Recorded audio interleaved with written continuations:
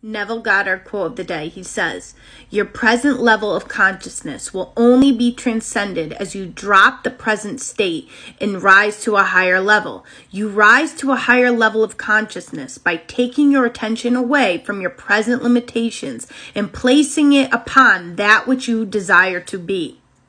So what he is saying here, for example, if your present state of consciousness is saying, I don't have what I want right now, I don't have the money, I am not in the relationship, they want nothing to do with me, I don't have the money, I'm never going to get that job, and you want a different outcome, you cannot continue to focus on these circumstances, your limitations.